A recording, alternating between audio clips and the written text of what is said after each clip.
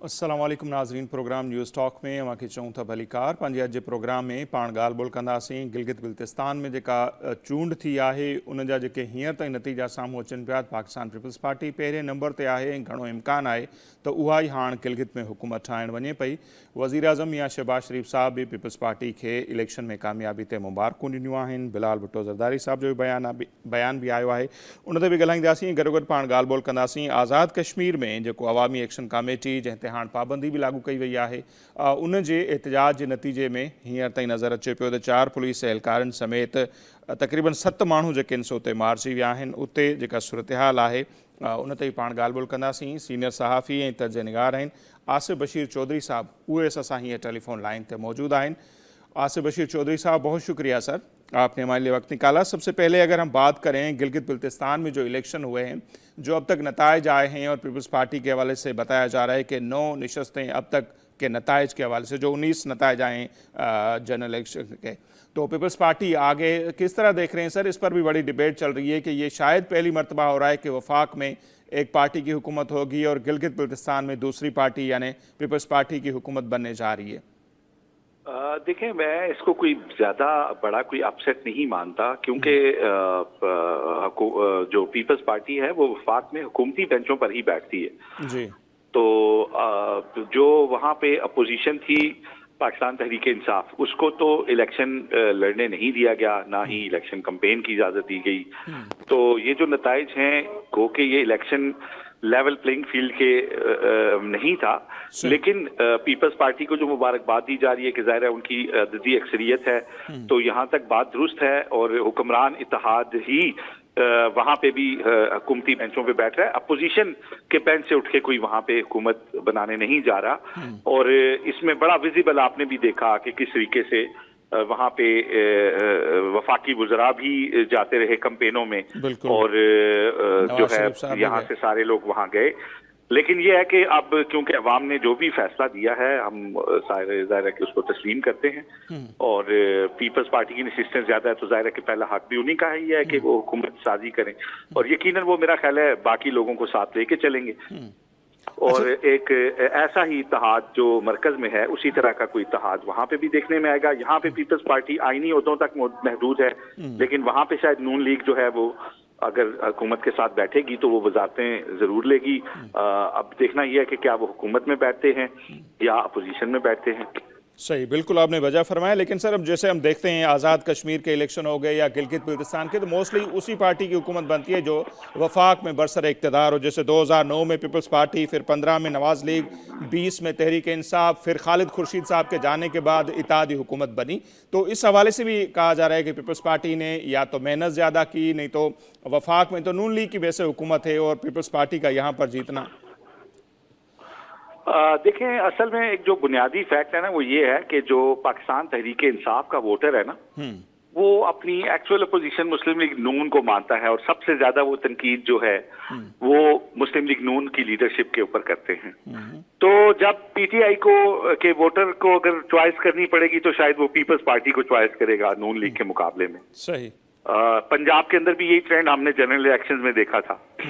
और यहाँ पे तो खैर क्योंकि आजाद हैसियत में उन्हें लड़ने की इजाजत थी, तो बड़ी तादाद में लोगों ने अपने आजाद उम्मीदवार चुने, और पाकिस्तान में पहली दफा तारीख में सिंगल लार्जेस्ट पार्टी आजाद लोगों की थी। सही। जिनसे अनफॉर्चुनेटली उनका निशान छीन लिया गया एक मुतनाज़ा अदालती फैसले के नतीजे में। अब बात असल में ये है कि पीपल्स पार्टी की कारकर्दगी से ज्यादा ये हुब्बे अली से ज्यादा बुग़्ज़े मुआविया वाला काम यहाँ जो है वो नजर आ रहा है। अच्छा। और जो पीपल्स पार्टी किसी भी तरह से ये बात कहने में हाथ बचानिब नहीं है कि वो हुकूमत में नहीं है, वो सरकारी बेंचों के ऊपर बैठती है। वो आइन का जो भी आज हुलिया हमारे सामने है, इसको बिगाड़ने में उसका पूरा किरदार है। फिर वो उसका क्रेडिट भी फ्लोर ऑफ द हाउस लेते हैं कि ये तरमीम हमने करवाई है। उनका बहुत सारे रहनुमाओं को मनाने के लिए जाना, बातचीत के लिए जाना, वो रिकॉर्ड का हिस्सा है। और सिर्फ ये कहना कि हमने मिनिस्ट्रियां नहीं ली तो हम हुकूमत में नहीं है, ये इस दलील को लोग मानने के लिए तैयार नहीं है। और हुकूमती बेंचों के ऊपर बैठ के आइन में तरामीम से लेके तमाम ऐसे इकदामात, और आप देख लें कि मुस्लिम लीग नून और पीपल्स पार्टी जो हैं वो दोनों ही अपनी इंतखाबी तकरीर में फील्ड मार्शल को ट्रिब्यूट भी देती रही हैं, उनकी तौसीफ भी करती रही हैं, और उनका एक दूसरे शुक्रिया पर भी अदा तनकीद भी करती करती रही।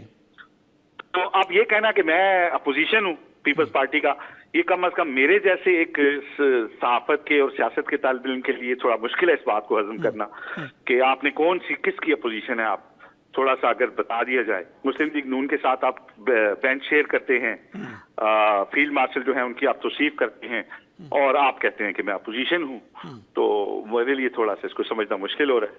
ठीक है सर, पीपल्स पार्टी के रहनुमा तो यही कहते हैं।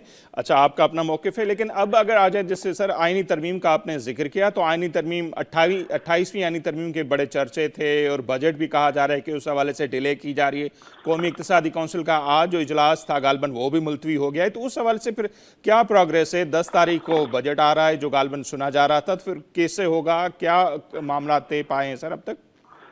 सर बात यह है कि जो बुनियादी फंडामेंटल्स हैं आइन के, जिसका आज तक पीपल्स पार्टी क्रेडिट लेती है, 1973 का कॉन्स्टिट्यूशन है, जब पूरे आइन को रिविजिट किया गया 18वीं आइनी तरमीम, उसके जो फंडामेंटल्स हैं जिसमें सूबों के हुकूक हैं, सूबों के वसाइल हैं, सूबों की टेरिटरी की बात है, उनको जब आप छेड़ते हैं तो ज़ाहिर है पीपल्स पार्टी इसके ऊपर रेजिस्ट करती है।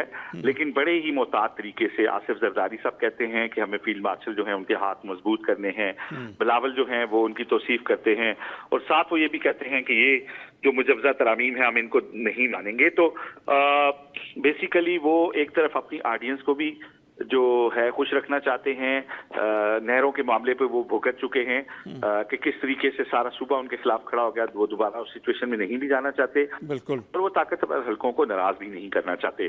तो अब मुश्किल सूरत हाल पाकिस्तान पीपल्स पार्टी के लिए है। अभी तो बजट के अंदर तो कोई ऐसी तरमीम फिलहाल नहीं आई, लेकिन जो मुतवक्के थी। अब देखना यह है कि बजट के बाद पाकिस्तान पीपल्स पार्टी अपने इन फंडामेंटल्स पे कितना स्टैंड लेती है, कितना देर खड़ी रहती है और किस तरीके से खड़ी रहती है, ये बड़ा अहम सवाल होगा। बिल्कुल। अच्छा सर, कुछ लोग तो ये जो गिलगित के नताइज हैं इनको भी रिलेट कर रहे हैं कि 28वीं आइनी तरमीम से कि पीपल्स पार्टी को मतलब एक तासुर दिया जा रहा है कि शायद वहाँ पर ये मौका दिया गया है ताकि वो फिर 28वीं आइनी तरमीम में ताउन करे ताकतवर इदारों के साथ, हुकूमत के साथ।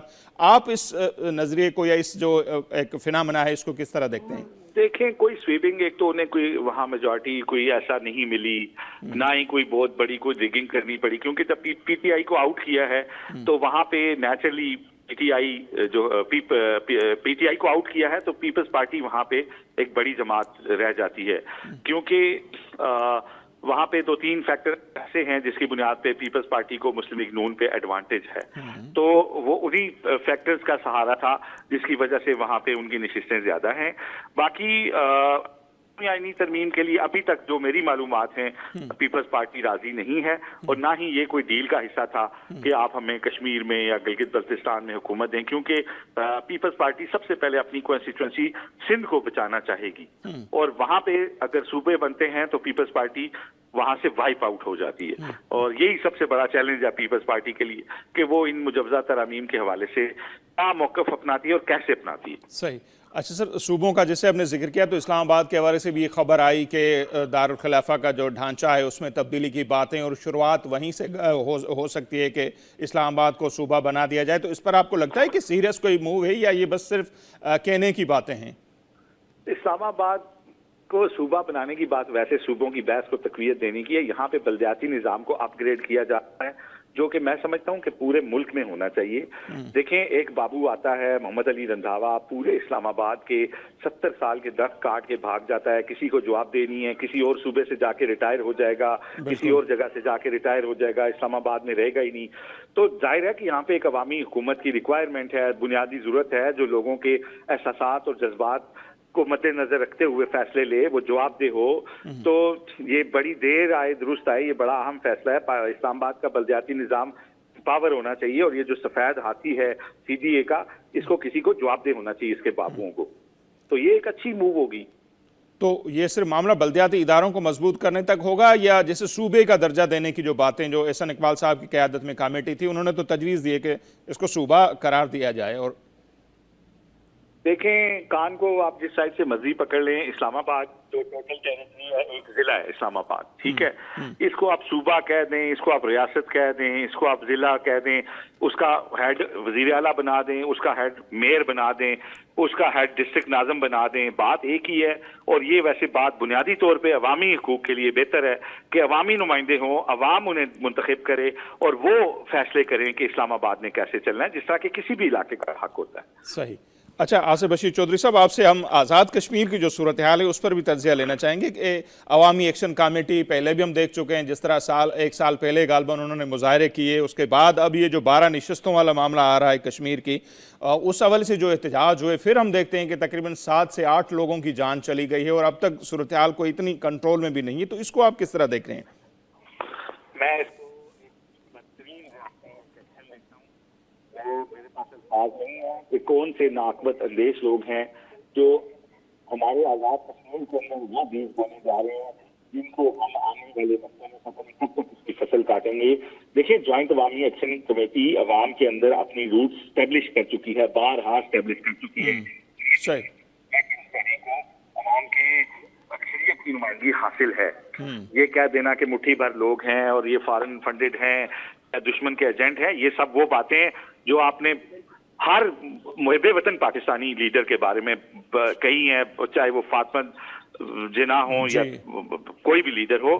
खुदा के लिए आप अपनी रविश चेंज करें, बैठ के बात करें। 12 सीटों वाले मामले पे बैठ के बात हो सकती है, जो अवामी मसाइल हैं उनके ऊपर बैठ के बात हो सकती है। मसला ये है कि यहाँ से एक्चुअल अवामी नुमाइंदे ही उनसे बात नहीं करते। यहाँ पे जो लोग जाते हैं वो हमें मालूम है कि कहाँ से ब्रीफिंग्स लेके जाते हैं और क्या मैंडेट है उन लोगों का। तो मैं ये समझता हूँ जिस तरीके से कलअदम करार दिया गया, जिस तरीके से वहाँ ऑपरेशन हो रहा है, मैं इसकी मजम्मत करता हूँ। मैं इसको पाकिस्तान के वसीतर मफाद के खिलाफ समझता हूँ। इसका फायदा सिर्फ और सिर्फ भारत को होगा, जो बजोरे ताकत मकबूजा कश्मीर के अंदर जो उसने जिस तरीके से अपनी हुकूमत कायम कर रखी है, वो दुनिया को बताएगा कि पाकिस्तान की साइड पे देखें हालात कितने खराब हैं। तो मैं इसको पाकिस्तान के मफाद के खिलाफ समझता हूँ और मैं समझता हूँ कि फौरी तौर के इसके ऊपर गैर मशरूत तौर पे हुकूमत बैठे और इसके ऊपर मुज़ाकरात करें और बड़े और संजीदा सियासतदान जिनके पास अथॉरिटी हो डिसीजन लेने की, वो इस कमेटी के साथ बैठ के मुज़ाकरात करें। बिल्कुल सलाह आपने बजा फरमाया। ताकत के इस्तेमाल से हमेशा हमने देखा है कि सूरत हाल ख़राब ही हुई है। तो ये जो ज्वाइंट एक्शन कमेटी का मुतालबा है कि ये जो 12 नशस्तें हैं, ये आज़ाद कश्मीर की हुकूमत बनाने, वज़ीर आज़म को उतारने में बड़ा किरदार अदा करती है और पाकिस्तान की जो पॉलिटिकल पार्टी है वो बड़ा असरअंदाज होती है। तो इस मौक़िफ़ को आप कैसे देखते हैं, कितना रिलेवेंट मौक़िफ़ है ये? देखें, 12 नशिस्तों से हुकूमत तो खैर नहीं गिरती 53 के ऐवान में जी, लेकिन एक भी नशिस्त अगर वहाँ के कश्मीर के अवाम समझते हैं कि नहीं होनी चाहिए तो उनसे इसके ऊपर बात करनी चाहिए, क्योंकि ये नशिस्तें यहाँ पे भी कश्मीरी नुमाइंदों की हैं। बिल्कुल ठीक है। मैं तो ये समझता हूँ कि आज तक हमारे कश्मीर के क्या पाकिस्तान के इंतखाबात के बारे में पहले से डिसाइड कर लिया जाता है कि कौन आएगा और कौन जाएगा। तो इसमें 12 नशिस्तों के लेके कोई इतना बड़ा मसला नहीं था अगर बैठ के बात की जाती। लेकिन जब ये ताकत के जोम में लोग डिसीजन बनाते हैं, उसका हमेशा पाकिस्तान को नुकसान हुआ है। चाहे वो आप बुख्ती साहब, जिस तरह आपने एक शहीद दे दिया था बलोचिस्तान की तहरीक को, इसी तरह अभी जो रियासती वहां पे कार्रवाई है, इसका कोई फायदा वसीतर मफाद में पाकिस्तान के मुझे नजर नहीं आ रहा। ठीक है चौधरी साहब, बहुत शुक्रिया आपने अपना मौक़िफ़ दिया। नाज़रीन, आसिफ बशीर चौधरी साहब सीनियर जर्नलिस्ट आहिनि ऐं जो मौक़िफ़ हमारे साम्हूं आहे आज़ाद कश्मीर जी जेका सूरत हाल आहे, ॾिसूं पिया त उहा मुसलसल ख़राब ई थिए पई ऐं पूरे CMH जो जेको कंट्रोल आहे उहो ॼण त मुज़ाहिरीन गुज़िरियल ॾींहुं संभाले वरितो हो ऐं अॼु इहा दावा साम्हूं आई त उहो जेको घेराव हो उहो ख़तमु करायो वियो आहे। बहरहाल सूरत हाल अञा ताईं का बहितरी जोगी न आहे ऐं थियो छा, हितां इस्लामाबाद मां पंजाब मां अहलकारनि खे मोकिलियो वियो, उते ताक़त जो इस्तेमाल भी थियो ऐं दावा ॿिन्ही तरफ़नि खां जेके अचनि पिया, हुकूमत जी दावा इहा आहे त अहलकार शहीद थिया, बिल्कुलु थिया आहिनि, न थियणु खपनि। हिकिड़ी जान जेका आहे उहा ॾाढी अहम आहे, इम्पॉर्टेंट आहे ऐं जेके जॉइंट एक्शन कमेटी वारा दावा कनि पिया उन्हनि जा माण्हू मारिजी आहिनि, उन ते हुकूमत जो जेको मौक़िफ़ आहे उहो थोरो हिकिड़ो अजीब मौक़िफ़ असीं चई सघूं था, मञण जोॻो कोन्हे। त उहे पंहिंजी फायरिंग में माण्हू जेके आहिनि उहे मारिजी विया। इहो हिकिड़ो पुराणो मौक़िफ़ रहियो आहे। हिते बि जॾहिं कूड़नि मुक़ाबलनि में पुलिस कंहिंखे मारींदी आहे त पोइ इहो ई चइबो आहे त भई असां हिननि जा साथी गिरफ़्तार करणु वियासीं पे, उते पोइ उन्हनि जी साथियुनि फायरिंग कई, उनजे नतीजे में ई माण्हू मारिजी विया। सो इहो मौक़िफ़ जेको आहे घणे भाङे एतिरो सेल नाहे थींदो। सो ॾिसूं था त हीअ सूरत हाल वाक़ई चौधरी साहब बि चवनि पिया त परियां असीं ॾिसूं था हिकिड़ो दुश्मन मुल्क आहे जंहिंजी कोशिशि इहा रही आहे त पाकिस्तान में सूरत हाल ख़राबु थिए, पोइ बलोचिस्तान हुजे, ख़ैबर पख्तूनख्वा जी सूरत हाल हुजे, TTP खे सपोर्ट करणो हुजे, कश्मीर त बिल्कुलु बॉर्डर गॾिया पिया आहिनि ऐं उते बि जेकॾहिं अहिड़ी सूरत हाल थिए थी ऐं ताक़त जो इस्तेमालु थिए थो त सूरत हाल वधीक ख़राब बि थी सघे थी ऐं जेको असांजो दुश्मन मुल्क आहे उनखे वधीक मौक़ो बि मिली सघे थो हालतुनि खे ख़राबु करण जे हवाले सां। बाक़ी गिलगित में जेके हींअर ताईं नतीजा आया आहिनि, जीअं मूंखे ॿुधायूं पिया त पीपल्स पार्टी सभ खां अॻियां आहे ऐं बिलाल भुट्टो ज़रदारी साहिब जो चवणु आहे त हू हुकूमत ठाहिण जी हुते कोशिशि कंदा ऐं हींअर ताईं उन पोज़ीशन में वेंदे बि पीपल्स पार्टी नज़र अचे पई। हिते वक़्तु पियो मुख़्तसिर ब्रेक शो, पाण ब्रेक वठंदासीं, वापसि ईंदासीं गिलगित बल्तिस्तान मंझां ई सीनियर जर्नलिस्ट असां सां गॾु मौजूदु हूंदा ऐं उन्हनि खां मौक़िफ़ ॼाणण जी कोशिशि कंदासीं त हींअर ताईं केतिरा जेके नतीजा आहिनि उहे अची चुका आहिनि ऐं सूरत हाल कहिड़े पासे वेंदे नज़र अचे पई।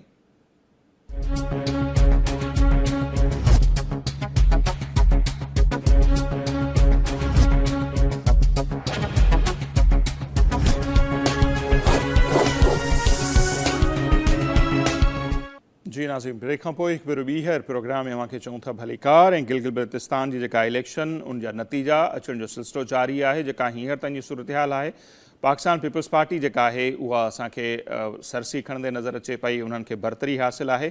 वधीक सूरत हाल आहे छा उहा ॼाणण जी कोशिशि कंदासीं। गिलगित बल्तिस्तान सां तालुक़ु रखंदड़ सीनियर सहाफ़ी आहिनि, समा TV जा ब्यूरो चीफ आहिनि उते मंज़र शिगरी साहब, उहे असां सां टेलीफोन लाइन ते मौजूदु आहिनि। मंजर साहब, बहुत शुक्रिया सर, आपने हमारे लिए वक्त निकाला, इलेक्शन से पहले भी और अब भी आपने टाइम दिया, हम आपके मशकूर हैं। सर, नताइज के हवाले से अगर पहले हम बात कर लें तो अब तक की क्या सूरत हाल है, कितने पोलिंग स्टेशंस के नताइज मुकम्मल तौर पर आ चुके हैं और क्या सूरत हाल है? जो रिपोर्ट हो रहा है, हम यहाँ पर बैठे हुए हैं कराची में, तो पीपल्स पार्टी की बरतरी नज़र आ रही है, एक्चुअल सूरत हाल अब तक है क्या, हमें बताइएगा सर। क्योंकि कल जब पोलिंग टाइम 5 बजे ख़त्म हुआ था, 7 बजे तक के बाद नताइज आना शुरू हो गए थे। अभी 24 घंटे गुजर गए हैं, 24 घंटे पूरे हो गए। अगर जब मैं आपसे बात कर रहा हूं तो 24 घंटे में भी कुछ चीज़ें वाजे हो गई है कि पीपल्स पार्टी जो है वो 24 में से जो अब तक वाजे तौर पे जहां पे वो लीड कर रही है वो 10 इंतखाबी हलकों में, तो इस हिसाब से पार्टी बेस पे वो पहले नंबर पे आ जाती है। सही। मुस्लिम लीग नून जो है उनके 6 उम्मीदवार जो है वाज़े तौर पे अक्सरियत हासिल कर चुके हैं अपने इंतखाबी हलकों में और उनकी तादाद 6 बनती है। जो 2 आज़ाद उम्मीदवार वो है जो PTI के नामजद उम्मीदवार थे जिनको इंतखाबी निशान PTI का अलाट नहीं हुआ था, आज़ाद हैसियत से लड़ रहे थे, उनकी तादाद 2 है। उसके अलावा 5 इंडिपेंडेंट कैंडिडेट्स जो है वो वाजे वो कामयाब हुए हैं। इस तरह एक MWM का है, MWM और PTI बेसिकली इत्तेहादी जमातें हैं आपस में। तो ये टोटल 24 के रिजल्ट इस तरह अभी तक सामने आ चुके हैं। और सर, जिसे हम पहले बात कर रहे थे इलेक्शन से 2-3 दिन पहले, तो IPPs का भी बड़ा चर्चा था, जैसे आप बता रहे थे कि बड़े बड़े लोग जो PTI से नाराज होकर गए हैं, तो उनकी क्या सूरत हाल रही, लोगों ने क्यों उनको रद्द किया आपके ख्याल में? IPP ने जिन जिन हलकों में मुकाबला किया है उनमें तकरीबन कोई 3 इंतखाबी हलकों में वो दूसरी पोजीशन पे है। एक में मुस्लिम लीग नून से जो है के किफ़ायतुर रहमान उनसे जीते, साबिक जो वज़ीर आला थे हाजी गुलबर जी 18 में, उनसे किफ़ायतुर रहमान ने बाजी दी और गुलबर जो है वो दूसरे नंबर पे रहे। इसी तरह जो है साबिक अभी मौजूदा जो गवर्नर है सैयद मेहदी शाह के बेटे तौकीर मेहदी से जो इस्तेकाम पाकिस्तान पार्टी के जो थे राजा जलाल मखदूम वो भी दूसरे नंबर पे रहे। इसी तरह राजा नासिर साबिक मिनिस्टर थे उसके अपना PTI के थे, उन्हीं के साथ जो बागी ग्रुप थे PTI के फॉरवर्ड ब्लॉक के थे उनके साथ जो है वो दूसरे नंबर पे मोहम्मद खान वजीर रहे हैं। ये 3 वो हैं। फिर इस तरह जो है फिर दूसरी और तीसरी पोजीशन इनकी रही है। इन्होंने अपने हलकों में, चूंकि एक नई पार्टी थी तो उसने काफी टफ टाइम इनको जरूर दिया मुख्तलिफ हलकों में, कहीं पे पीपल्स पार्टी को, कहीं नून लीग को। सही। तो सर, जैसे हम तारीख देखते हैं, पहले भी हम बात कर चुके हैं इस पर कि जिस पार्टी की वफाक में हुकूमत होती है, मोस्टली आज़ाद कश्मीर हो, गिलगित हो, वहाँ पर वही पार्टी कामयाब होती है। जैसे 2009 में पीपल्स पार्टी, फिर 15 में नवाज लीग, 20 में हमने देखा तहरीक इंसाफ। तो अब के बार ऐसा क्या हुआ कि नून लीग को लोगों ने रद्द किया या ज़्यादा जो नताइज आए हैं वो पीपल्स पार्टी के हक में आए हैं? ये इसमें अभी पीपल्स पार्टी को मुमकिन है मजीद की सीटें मिले, क्योंकि इस दफा यकीनन ये चीज जो है ये थोड़ी सी तब्दीली देखने को मिल रही है गिलगित बल्तिस्तान के अंदर। वफाक में जिसकी हुकूमत थी उसी पार्टी को अक्सरियत मिलने वाला जो कॉन्सेप्ट था वो थोड़ा सा माइनस हुआ, लेकिन इसमें एक नई डेवलपमेंट ये भी है कि खासकर नून लीग 2 इंडिपेंडेंट कैंडिडेट वो भी हैं 5 में से, जो बेसिकली नून लीग ने उस हल्के में अपने उम्मीदवार नहीं दिए और नून लीग ने उनके साथ यही एग्रीमेंट किया था कि वो अपने उम्मीदवार आपके मुकाबले में खड़े नहीं करेंगे, आप जीतने के बाद नून लीग में शामिल होंगे। अच्छा। अब जीतने के बाद की पोजीशन अभी वाज़ेह नहीं है कि आया उन्होंने वाकई नून लीग के साथ जाना है या नहीं जाना है। अलबत्ता ये एक नई डेवलपमेंट है। अब उसी एक हल्के की बात करते हैं तो वहां पे पीपल्स पार्टी के वो कैंडिडेट थे जो 1994 से जाके अभी तक 6 इलेक्शन कभी भी नहीं आ रहे। इंजीनियर इस्माइल पाकिस्तान पीपल्स पार्टी के जनरल सेक्रेटरी थे गिलगित बल्तिस्तान के। अच्छा। वो पहली बार इलेक्शन हार गए हैं। 7वां इलेक्शन था जिसमें वो पहली मरतबा उनको शिकस्त हुई आजाद उम्मीदवार के।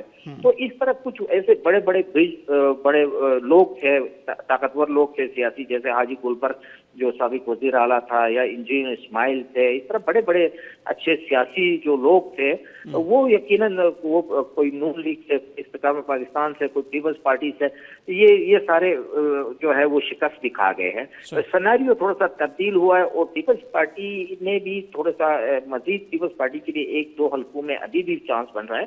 हम बात करते हैं GB 15 के अंदर एक इंडिपेंडेंट कैंडिडेट जो है अपना इमाम मालिक के नाम से ये इलेक्शन जीत चुके हैं इसमें, और पीपल्स पार्टी की कैंडिडेट में सिर्फ 24 वोटों का फर्क है। अच्छा। 24 वोटों का फर्क का मकसद ये है कि 24 के बाद आपका पोस्टल बैलेट काउंट होना है। पोस्टल बैलेट किसके ज्यादा निकल रहे हैं? पोस्टल बैलेट चाहेंगे तो यकीनन पीपल्स पार्टी की पोजीशन को पीक होने का खतरा है ज्यादा, मतलब तो उस खतरे के पेश नजर अगला जो इमाम मालिक है वो और उसके ग्रुप जो है वो चिराग के अंदर वो एहतिजाज कर रहे हैं कि भाई ये रिगिंग हो रही है। तो इस तरह के इश्यूज मुख्तलिफ हल्कों के अंदर आए हैं। अभी रीकाउंटिंग की दरखास्तें भी चल रही है मुख्तलिफ हल्कों में।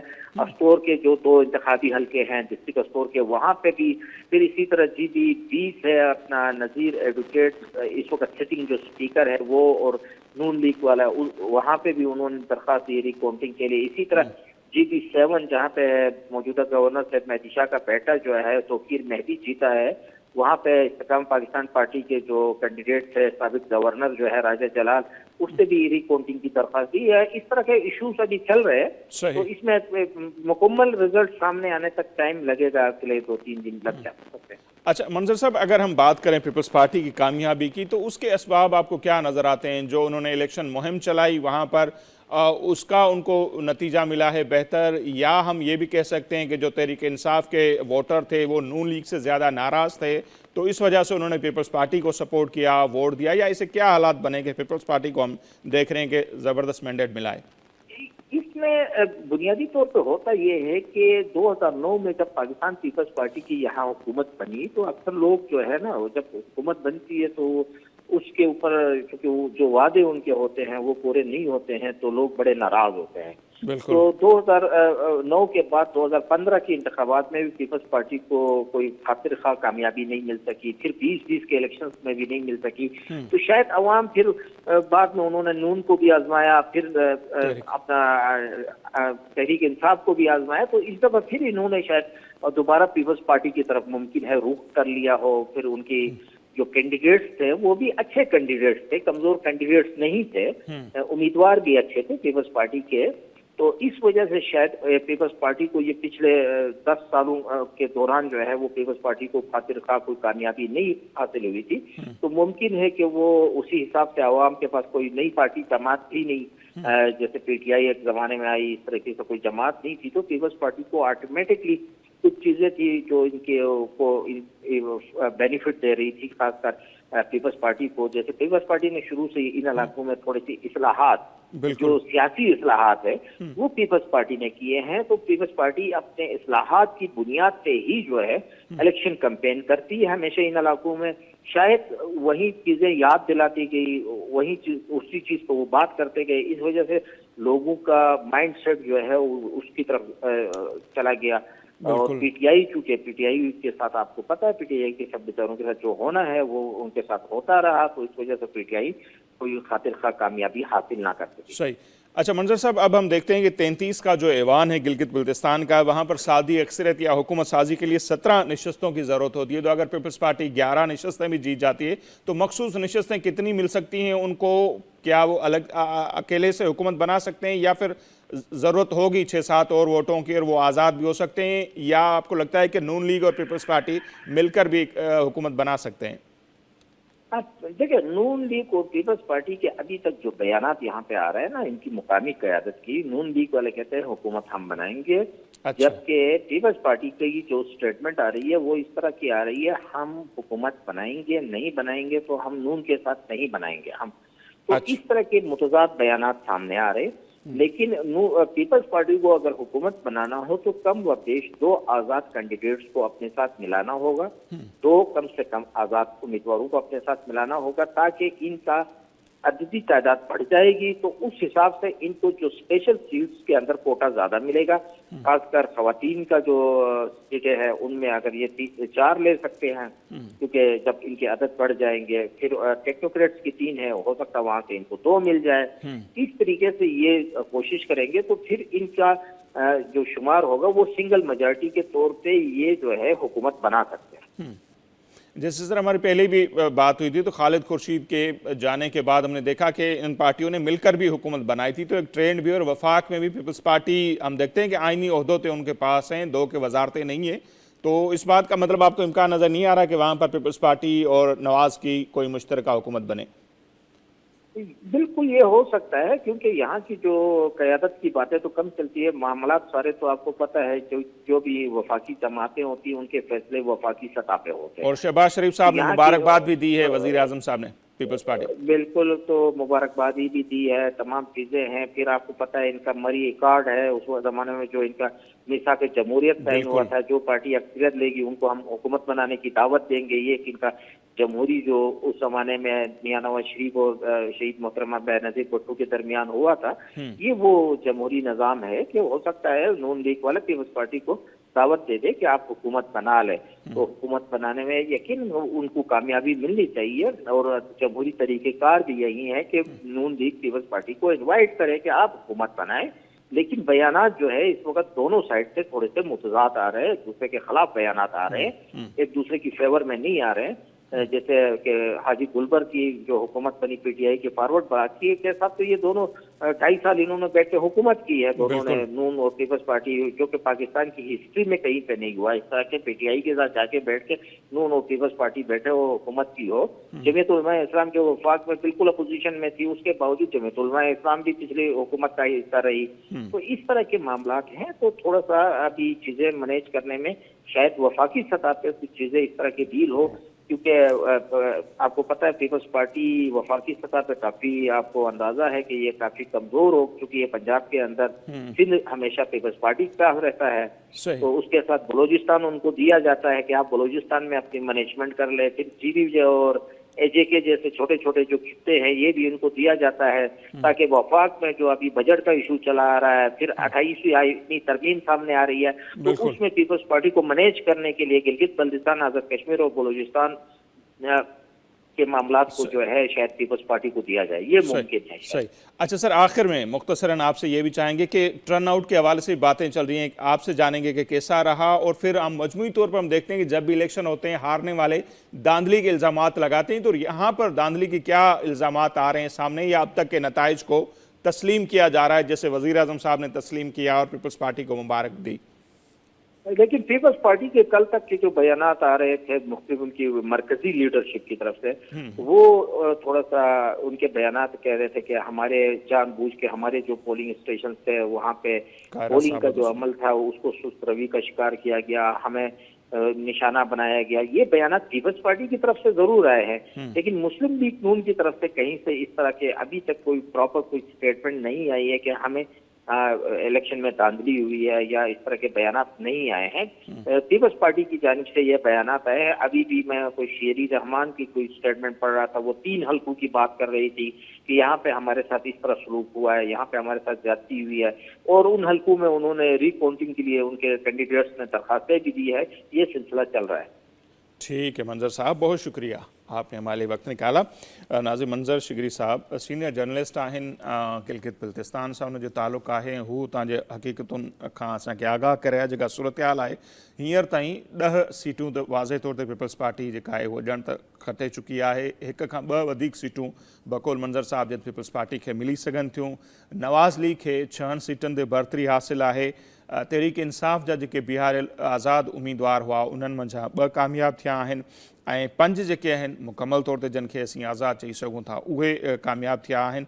हीअ आहे हींअर ताईं जी सूरत हाल। ऐं हुकूमत साज़ी जे हवाले सां जीअं मां ॿुधाइनि पिया त 33 जो मुकमल ही ऐवान आहे, जंहिंमें 3 टेक्नोक्रेट जो सीटूं हूंदियूं आहिनि, 24 जनरल सीटूं आहिनि, 6 औरतुनि जूं सीटूं आहिनि ऐं सादी एक्सरे जे लाइ मतिलबु हुकूमत साज़ी जे लाइ मूंखे 17 सीटूं जेके आहिनि उहे घुर्बल हूंदियूं आहिनि। जेकॾहिं पीपल्स पार्टी 11 बि हासिल करे वठे थी त कुझु उन्हनि खे मख़सूस सीटूं मिलंदियूं, 3 खां 4 औरतुनि जूं मिली सघनि थियूं। ईअं जेकॾहिं 1 खां 2 उन्हनि खे टेक्नोक्रेट जी सीट मिले थी त तक़रीबन ही ॼण त सादी एक्सरे जे वेझो पहुतल हूंदा। बाक़ी उन्हनि खे को 2 खां 4 मेंबरनि जी ज़रूरत पवंदी ऐं उहे आज़ाद जेके मेंबर आहिनि उहे बि उन्हनि जी सपोर्ट करे सघनि था। ऐं जेकॾहिं पीपल्स पार्टी ऐं नवाज़ लीग जो इतिहाद थी थो वञे त पोइ इहे 2 पार्टियूं जेके आहिनि आसानी सां उते हुकूमत ठाहे सघनि थियूं, जंहिंजो इम्कान बज़ाहिर घटि नज़र अचे पियो। हीअ आहे ओवरऑल सूरत हाल। जीअं पाण पहिरें ॻाल्हि कईसीं आज़ाद कश्मीर जी, उहा सूरत हाल काफ़ी गंभीर आहे। हींअर ताईं उते मुज़ाहिरा बि हलनि पिया ऐं हीअ अहिड़ी सीज़न आहे जॾहिं मुल्क जे मुख़्तलिफ़ हिसनि खां माण्हू घुमणु वेंदा आहिनि आज़ाद कश्मीर। हींअर बि काफ़ी सियाह जेके आहिनि उहे उते वियल आहिनि, जेके उते विगोड़नि जे करे फाथल बि आहिनि। कलम 144 उते लागू थियल आहे। इंटरनेट जी सर्विस मुअतिल आहे, जंहिंजे करे घणा माण्हू जेके आहिनि उहे परेशानी जे आलम में आहिनि। सो वफ़ाक़ी हुकूमत जी इहा ज़िम्मेवारी आहे, आज़ाद कश्मीर जी इंतिज़ामिया जो इहा ज़िम्मेवारी आहे त जेतिरो जल्दी थी सघे त हू इन्हनि हालतुनि ते कंट्रोल आणनि ऐं जेका सूरत हाल आहे उनखे बहितर बणाइनि, त जीअं न रुगो जेके आज़ाद कश्मीर जा शहरी आहिनि उहे सुख जो साह खणी सघनि, पर मुल्क जे मुख़्तलिफ़ हिसनि खां जेके सियाह उते घुमण जे लाइ वियल आहिनि उहे बि ख़ैर आफ़ियत सां न रुगो उते इंजॉय कनि, विज़िट कनि जंहिं मक़सद लाइ उहे आहिनि, पर उहे ख़ैरियत सां पंहिंजनि घर न वापसि बि मोटी अचनि ऐं उन ते पाण ॻाल्हाईंदा रहंदासीं। असांजो हीउ अॼु प्रोग्राम हिते पंहिंजी पुॼाणी ते थो पहुचे। असांखे ॾींदा इजाज़त। अलाह निगहबान।